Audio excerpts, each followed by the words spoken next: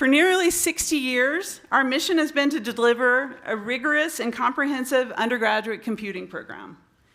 In addition to Viavant, in 1971, Elliott Organic joined the faculty after already establishing himself on the national stage as a leader in CS education. We're pleased to have members of the Organic family here. Yeah, there you go, son Alan. And Professor Aaron Parker as moderator, and our two beloved emeritus professors, Dave Hanscom and Joe Zachary, represent 40 years, the last 40 years of excellence in undergraduate education. So now I'm going to let Aaron take it over.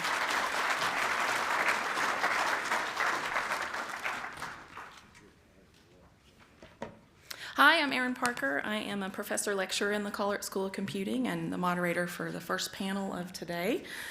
I'll begin by introducing our panelists. Professor Emeritus Dave Hanscom taught computer science here at the University of Utah from 1982 to 2006. And Professor Emeritus Joe Zachary taught from 1987 to 2020. I was fortunate in overlapping with both of them, Dave briefly, and Joe for 15 years, where I had the role model of an excellent instructor. Most of the alumni of our CS undergraduate program have been taught by one or both of them. The panelists have been recognized multiple times for their work in teaching and advising students. Most notably, Dave was awarded the Philip and Miriam Perlman Award for Excellence in Student Counseling in 2004. And Joe received the IEEE Computer Science and Engineering Undergraduate Teaching Award in 1999. So it's very fitting that we have them both here today as we mark the 50th anniversary to talk about leading the way in computer science education. More than 50 years ago, in 1964, William Viavant proposed a new degree program in computer science, and the proposal stated, "The object is to produce at a bachelor's level a person with a general education in applied science and engineering, but with extensive training in computer science." Viavant was a member of a small committee that recommended the model bachelor's degree program in computer science known as Curriculum 68. And the Curriculum 68 report indicates that just 11 undergraduate degree programs in CS existed in 1964-65, making the University of Utah a pioneer in computer science education. And that innovation in CS education continued as Elliott Organic joined the department in 1971.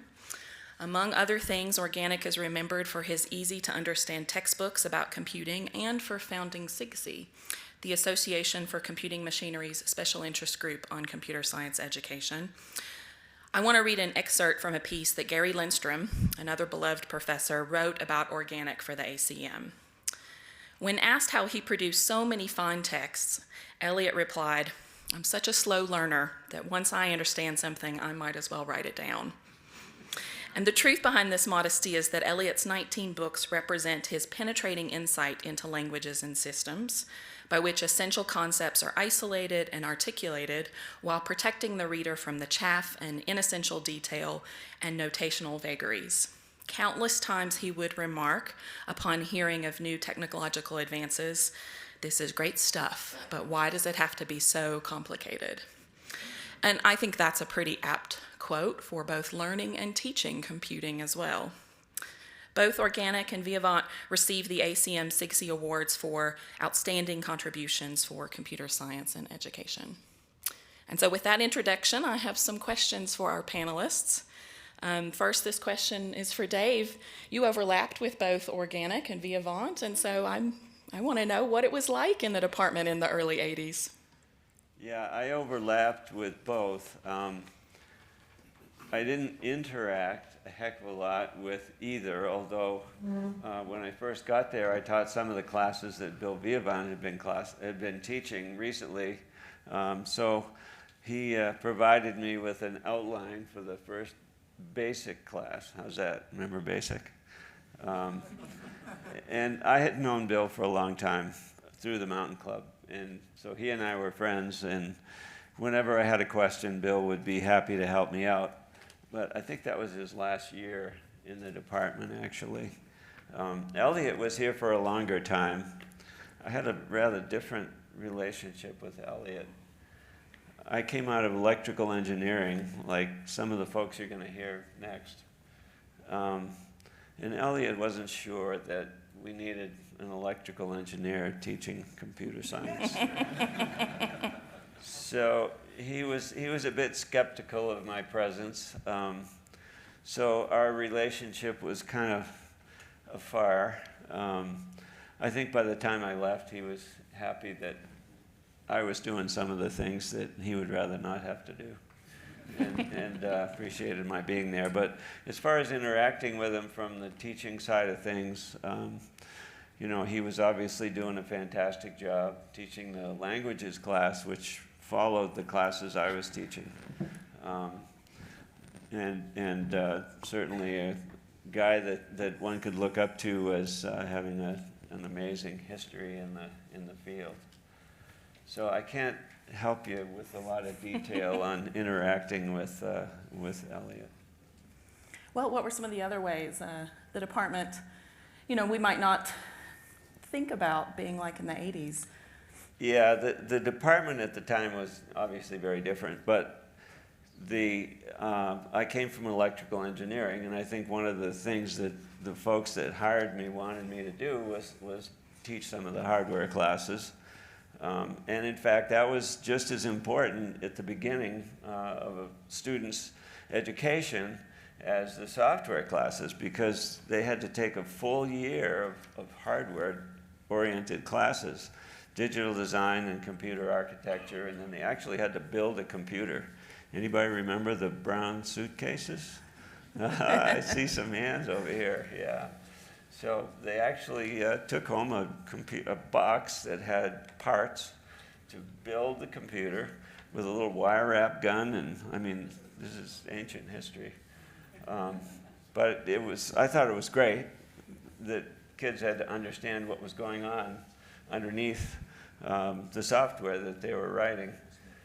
So hardware and software were kind of equal in the beginning of their program, and then they could choose. They could decide either emphasize hardware or emphasize software. Emphasizing hardware is what we now know as computer engineering, and that comes a little later in my career, but we can talk about that some other time here in a minute. But the software folks would do, you know, they do compilers and operating systems and graphics and whatever turned them on. So it was, you know, it was kind of a combination of two totally separate departments these days, with computer engineering having moved in with electrical engineering. That was during my career here too. Joe, what are some of the most significant ways the undergraduate computing curriculum changed in your 30-plus years of teaching? I think what I want to talk about is, I had an experience last night. I decided to go see what my classes were like. And so took me a fair amount of effort to get into my old records. But the first class I taught in 1987 was a database class. And who here was in that? Yeah, John Lalonde was one of the 21 students in that class. So I had 21 students, and I had one TA, which is a pretty good ratio. We're just debating whether I got that one TA instead of half a TA, because it was my first semester teaching, first quarter teaching. In looking over the course materials that I preserved, I was struck by how spare everything was. The syllabus was basically 4 paragraphs plus a list of lecture topics. Flash forward to my last class, which was an algorithms class I taught in 2020. You know, there were like 7 pages of stuff, plus links to the School of Computing's policies that the students need to know about, and another link to the College of Engineering's policies that they need to know about. So just the background that you tried to impart to the students before they even got started in the class was just an order of magnitude higher at the end of my career than at the beginning. I looked at the assignments I gave. So quarters were 10 weeks long, and I would have bet money that my entire career I had an assignment every week. But that semester, that quarter, it turned out I only gave I gave a assignment every other week, and I think I learned from that. And what I learned is that students are going to wait to the last minute to do the assignment. And it works out better if you give them a little bit to do each week rather than a lot to do in 2 weeks. But anyway, looking at the content of the assignments, I thought it was, again, the questions were a lot more in-depth and more open than they were towards the end of my career. And in reflecting on that, I realized the reason was I didn't give a single thought in assigning my 21 students those assignments about how hard it would be to grade. Now, I had done that. I had just come from grad school where I'd done grading, and it wasn't my problem anymore, so I didn't worry about it. But a big change is as the class sizes grew far beyond 21, grew to 400 or whatever. And I had classes that, I don't think I ever had a class with 21 TAs, but I had classes with more than 10 TAs. Just the problem of managing the TAs and the students and getting the grading done just made it impossible to ask the kind of questions that I did at the beginning. So in looking at the way the curriculum changed over time, I'm impressed by how stable it has been at the undergraduate level. I mean, the content of the classes has changed, the technology has changed, but we had a 2-quarter introductory programming sequence. Now it's like 2 or 3 semesters, so that's expanded. But you can still see the echoes of the original curriculum in the current curriculum. The big difference is the number of electives, because the faculty is much larger, and so there are just more electives for students to choose from. But the core topics, the technology's changed completely, but the scaffolding remains the same. Yeah, I agree. When I looked at the Curriculum 68 report, I was surprised how much it looked like what we do now. So it is remarkable that given all the change in the field and its the growth that it has experienced, that it has pretty much remained the same at that high level. But how we implement it has changed a lot. As you both know, we've experienced so much growth. As Mary mentioned earlier, we now have undergraduate degree programs, not just in computer science and computer engineering, which we share with ECE, but our new degree programs in data science and software development. And today we have over 1,800 students majoring in those degree programs. And this academic year, we had more than 1,000 students take a first course in computer science. So I am interested to know a little more about how many students were in your classes and in the programs as you got started, and what you did in your teaching and what techniques you used as that grew. So we've heard Joe say 21 students in his first class. What about you, Dave? Well, the first year I was just teaching the language classes, so I taught BASIC and Fortran and Pascal, but not the classes for the most part that our majors would take. But I had a Fortran class that had 400 students in it with 12 TAs, I think.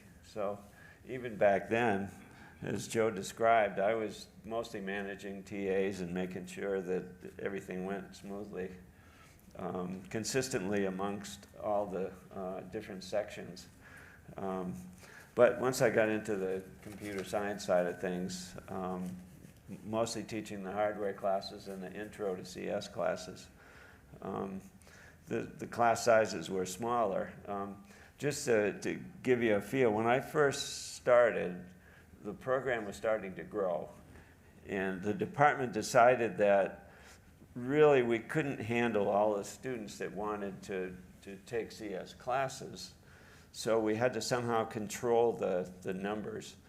And at the time, what they had decided was anybody who passed the first year computer science class for majors would be able to continue. And so they made the class so hard that not very many people could pass it. Well, that didn't seem like a very good idea. So my first job was to come up with a program of selective admissions. So we decided we would have the students take a series of classes as freshmen, the first couple of, or the first intro to CS class, but physics and math or calculus and chemistry, English writing, and use those grades to decide who would go into the advanced program. And based upon the number that we felt we could handle, and that number was only about 70 per year. So that was the size of the classrooms, basically, that we had available. So that's how many students we could take. So that was kind of the beginning of that whole program with selective admissions. But now I think it's similar, right? We have a system, but we have found a way to try to welcome as many students that want to study computing as possible. So it's done a little bit differently, but we do still have a system in place.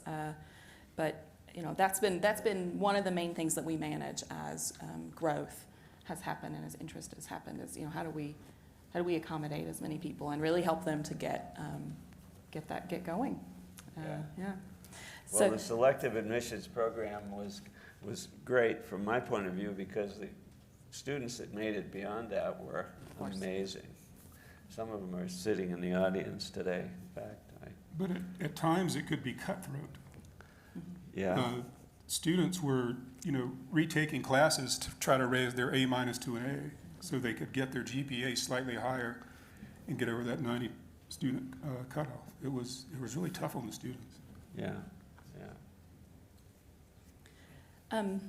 Joe, what was growth like in the 2000s and 2010s? Or, was it always growth? Did it shrink some? Well, we experienced a series of booms and busts in terms of student enrollment. And it seemed like we were constantly planning to take classes that we taught. We would admit a new cohort every fall and run them, through the semesters together.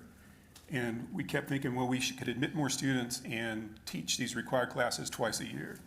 And we would come up with plans for doing that, and then the next bust would happen. And I can remember, through the 90s, the enrollment grew pretty steadily, and then there was sort of a slowdown, I think, right around 2000. The dot-com bust. The dot-com bust, that's right. And so enrollments, eased a bit, and so we shelved our plans. And then we were cruising through the early 2000s, and again, the numbers were going up, and we were developing plans to increase required course count. And then something happened in 2008. Yeah. And so that was worse than the previous time. But then the next time it started to build up, we actually got to implement our plans and hire more people to teach more classes. And I think it's only gotten a steeper curve. Yes, indeed. Well, I want to ask you both, because I can say in my time here at the U, which is, of course, not as long as each of you, the students have changed so much from when I began teaching. And so I'm interested to know, how did the students change in your time here, and how did you adapt to teach them? You asking me? Yeah, both of you.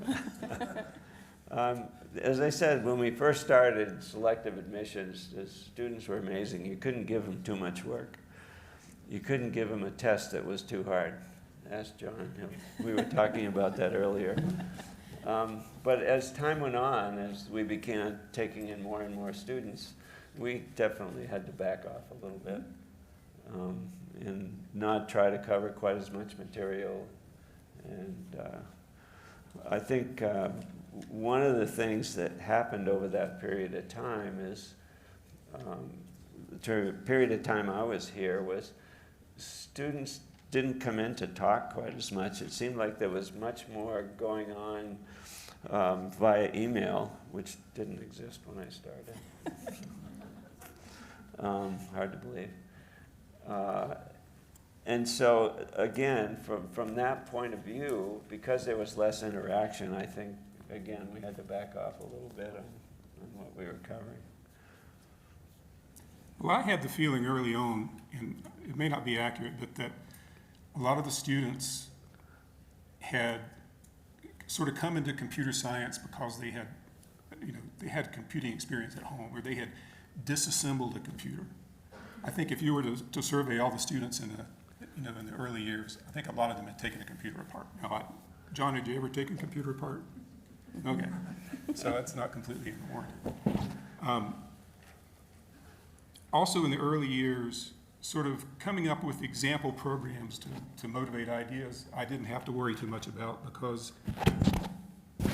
just about anything you could show them in terms of a program was kind of amazing. They had never seen stuff like that before. Toward the end of my career, students all had experience with their phones and whatever, and so they're kind of jaded. The kinds of examples that were used in classes early on just didn't work anymore. So we had to work a lot harder to try to impress them just a little bit.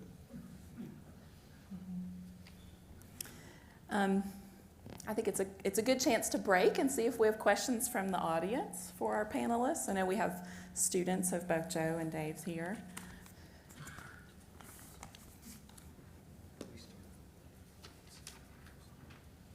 Yes?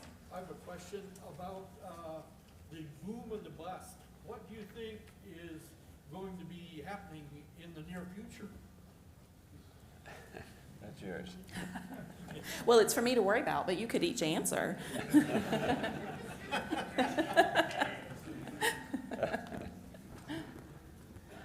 I know that it seems like every week I read one of the articles that pops up on CNN about how some expert that predicted the last recession is predicting another one will start next week. And eventually they're going to be right.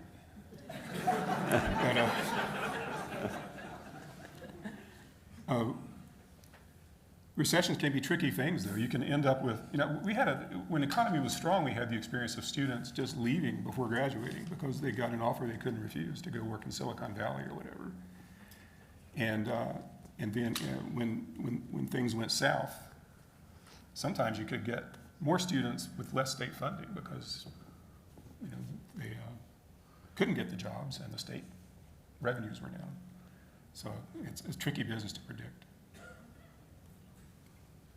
Yeah, for sure. I'll just say that, one of the things I kind of stay focused on when I'm teaching students is that everyone needs computing and everyone needs to understand computing, and I think that's still recession-proof. Question in the back? So this is more with future of coding examples. So recently I've seen that you can kind of chat into the system and tell the computer what you want something to do. The only variable that I have with that is differences in explaining what you want the computer to do and if it really truly understands it, whereas coding is like a stable language.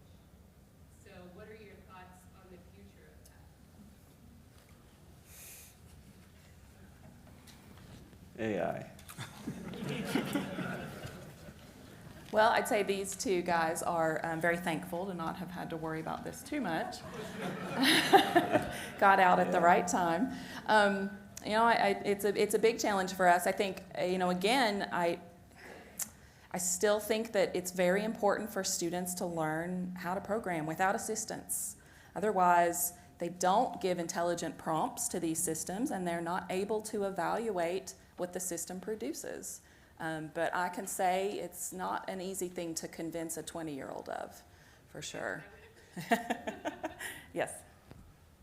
I'm Mark Sunday. I'm on the board of a business school, but went to engineering school, computer science in Michigan. And when I first saw ChatGPT, I immediately reached out to Rachel, who runs a business school, Rich runs this school, and as well as Taylor, and said that AI and ChatGPT kinds of things did not provide any new information that we need to modernize higher ed. It just eliminated any delusion that it's optional. There's so much, and I'm learning from my own boys, one in here in the complete school, one in the business school. They are learning at such a faster rate because they can answer questions. They can get answers to questions or doing Google searches. It's incredibly powerful, but it'll have to rethink every single thing we do to how do we exploit it as opposed to how do we block it. Yeah. Can you repeat the question? It teaches you how to do the basic programming better because it can actually help guide you through that process. Well, it was more of a comment that that ChatGPT has really just established the need for higher education and hasn't really eliminated the need for this. Jason? Yeah, I've got a question about how you sort of stayed up with modern technology. Obviously, computing developed tremendously over your careers, and you're teaching the next generation that is going to be doing this going forward. So obviously, some things stay the same, but there's new stuff happening, and you sort of need to be able to present that to the students. How did you approach that? Aaron, can you repeat the question? Sure. The question was basically, how did you stay up on technologies and what it is that you're teaching to students through both of your very long careers?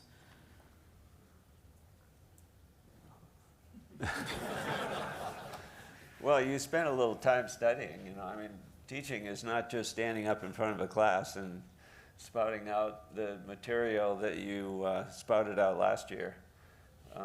You have to pay attention to what's going on, and I found that talking to faculty members, teaching more advanced classes, I was teaching more of the intro classes and the hardware stuff. The faculty members are a great source of info and help. Sure. And, designing assignments is another opportunity where you can try to come up with assignments that, involve some aspect of new technology, of new ideas that the students may or may not have heard of. Yes, right here. Yeah, so one side we got like Oh, thank you, Rob.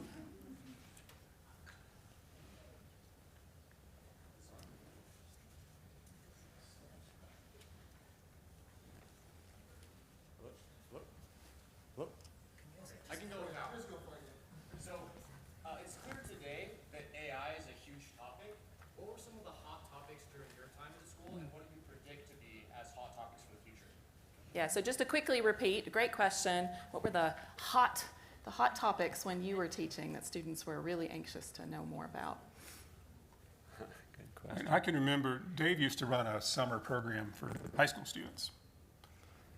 And I can remember giving a talk to the first day, the students and their parents at a reception, and introducing them to the idea of a web browser. And most of them, never seen one before. This was just right on the cusp of things. So I think in that period, late 90s, early 2000s, just web-based stuff was big. If you look at what the students were doing in the senior capstone classes, I would say then it was lots of web-based stuff. Later it became, phone app-based stuff. But I think for much of my career, that's where a lot of the focus was, a lot of the new stuff was networking, web servers, and phone apps. Yeah, Joe reminds me, the summer program, we had a section on computer graphics. And Elaine, who's here somewhere, was the person who helped out with that. We had an Alpha One project, and all the kids went in there and designed some kind of a picture that they could take home with them. But graphics really was big at that time. I was reminded yesterday, sitting in the dentist chair, getting a crown, and he stuck a camera in my mouth and took pictures around the big hole that was there. And he moved this machine over so I could watch the crown being ground, and they built it right there in front of me. And I was thinking, I've been here before. and another part of it was Sam Drake had a mechanical device that actually would build up whatever the kids, not everybody, but he'd pick a couple that were actually makeable. He built a little model you could hold in your hand. and it was kind of the 3D printing idea. And I was asking the dentist, you know, how come they don't just make these using a 3D printer? He said, that's coming. And I thought, I've been there too. Yes. Yes, in the back.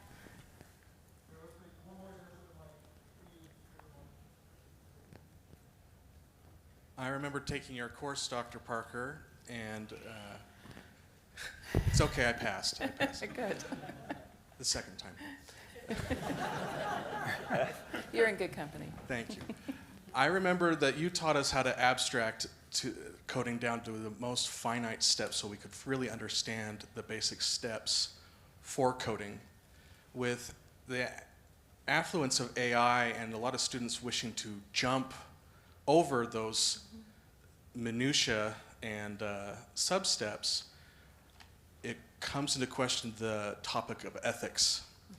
What do you plan on doing in the future, and what have you done in the past in addressing proper coding ethics of what is good work, what does it look like when you're stealing, is something dishonest, and is something morally gray, and how do we define what those things are?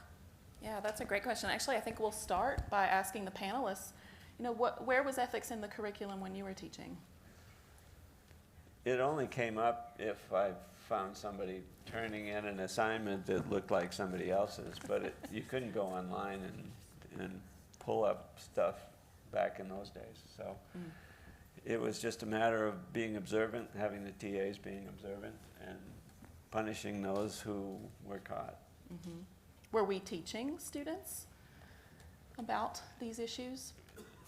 Only to the extent that you got to do your own work. You can't copy somebody else, or you can't, you know, go back in the file at your fraternity and find the answer to a homework assignment. Mm-hmm. Joe? I don't remember teaching ethics. No, I don't think we did. I do know that, I mentioned earlier the difference by two syllabi at the beginning and end of my career. At the end of my career, my syllabus had a long section on cheating versus cooperation. And it was a hard thing because I didn't, you know, I don't want students to have this solitary experience, you know, where they're afraid to talk to each other. I wanted to encourage cooperation to an extent. But it's hard to draw a line, maybe impossible to draw an exact line between what's cooperation and what's cheating. And that's something that troubled me my entire career. You know, you could easily, there were technical means to easily detect cheating. It's just a matter of how much, you know, where you want to draw that line and how much effort you want to put into it. But hopefully you're going to say that you do a better job of teaching about ethics. Well, we certainly are trying. We're trying to take an approach that's more constructive. And so we now have two courses on ethics, one in ethics and computing and another ethics and data science. And of course, there's lots of things about ethics, right? Not just sort of the ethics of being a computing professional and producing your own work, but these topics are approached, you know, not just in that curriculum, but, you know, hopefully more infused in the courses, the required courses especially that exist, perhaps than when you were a student. But I do think we're, you know, I'll admit, I think we are behind in this and we need to be doing more. And so it's a great question, but it is a big challenge for us, especially as we see these new advances that make it even more, I won't even just say tempting for students to not produce and turn in their own work, but perhaps even acceptable or seemingly acceptable to the students, where they don't have maybe the maturity to understand the value in understanding the abstractions and the low-level details. So great question, thank you. Yes? So let me build off of that. A lot of us here are teachers. One of the things we're facing all the time is what I would call the 10 pounds in a 5-pound bag problem.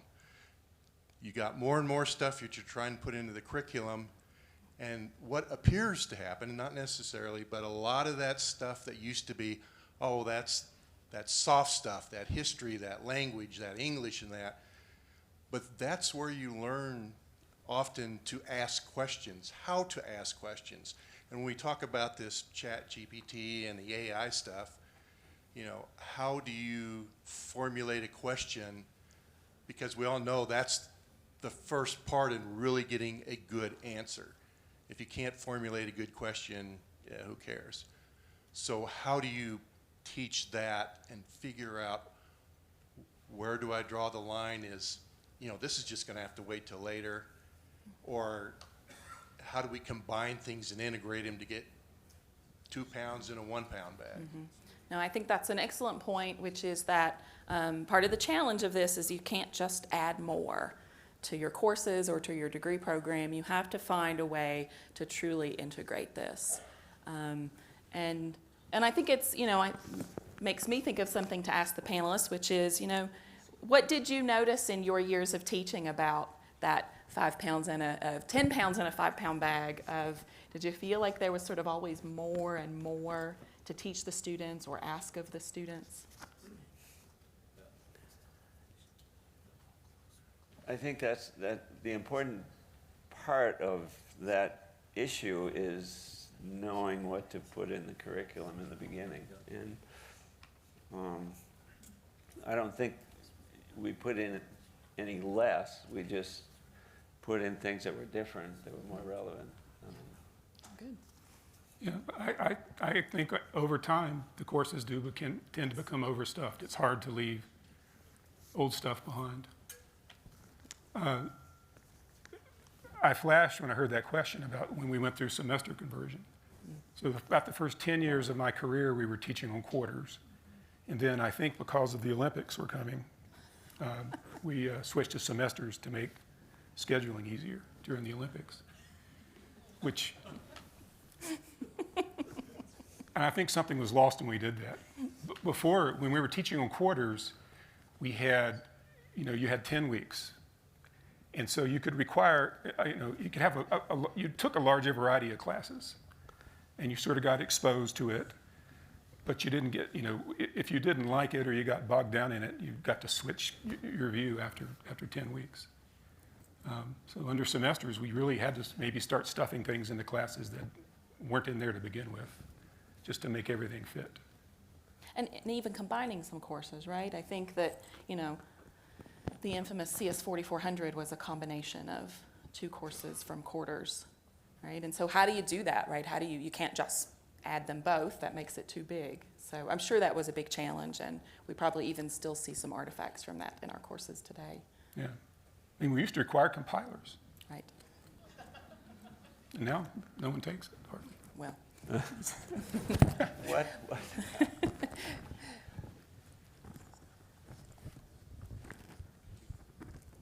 So throughout my career, one of the issues that's been the hardest to resolve has been how do you specify what the output should be? How closely can you specify it? The closer you get, the easier it is, but the further invested you are.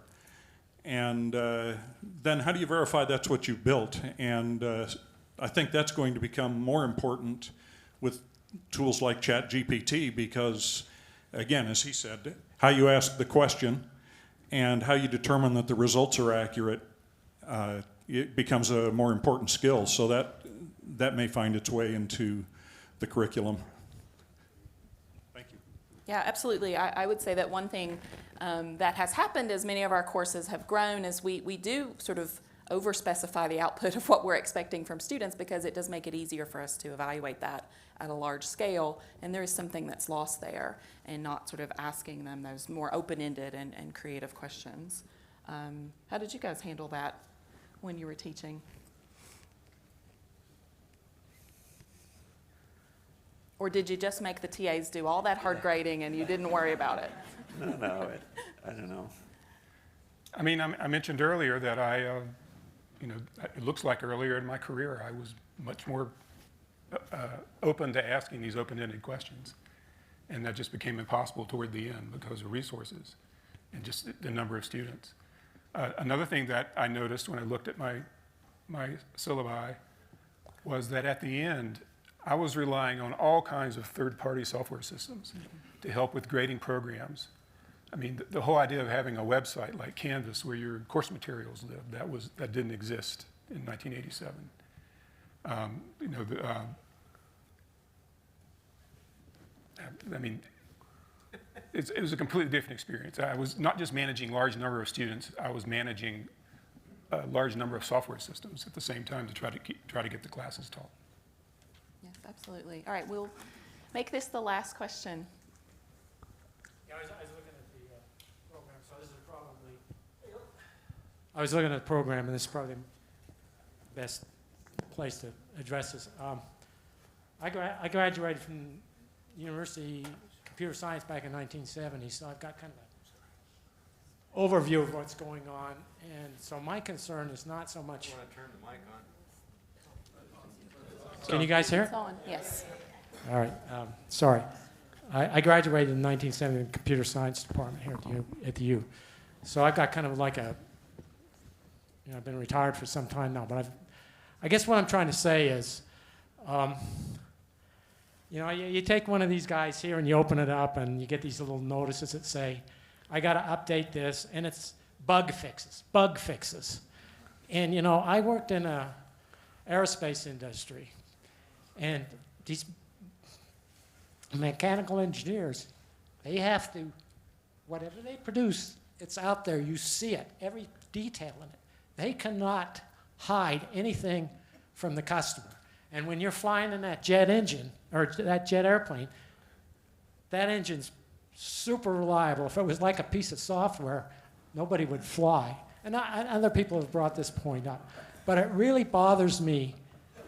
To this day, I've been in this business so long, and we still can't solve the problem that the mechanical engineers and everybody else, electrical engineers, think of the Intel company. They had one bug in their Intel chip that required them to replace that chip. And that's in, 50 years of business. One bug. Okay. There are more? You're saying there are more? Okay. I remember it because we had to go to all the servers, and they had to take the processor out and put a new one in. Okay. So my issue is not, how are you going to teach these kids to take the responsibility, the mechanical engineers, electrical engineers, even mathematicians, when you do a theorem, it's out there for everybody to see. If there's a bug in your proof, you're going to see it. But it's all the software, they put it out there, I put it out there, and it's almost like you're expecting somebody to find the bug for you. And I really think this is the number one problem in computing today is software, and that we can't get it to be as well designed as that mechanical engineer who designs a part for a jet engine. Thank you. Yeah, thank you. Certainly there are a lot of challenges in teaching computing to students. And that leads me to really wanting to express my gratitude to both Dave and Joe for their many years of service in teaching and in their support of the undergraduate program. They really laid the groundwork for our lecturing faculty. We are now 9 and growing, and I want to thank you for leading the way.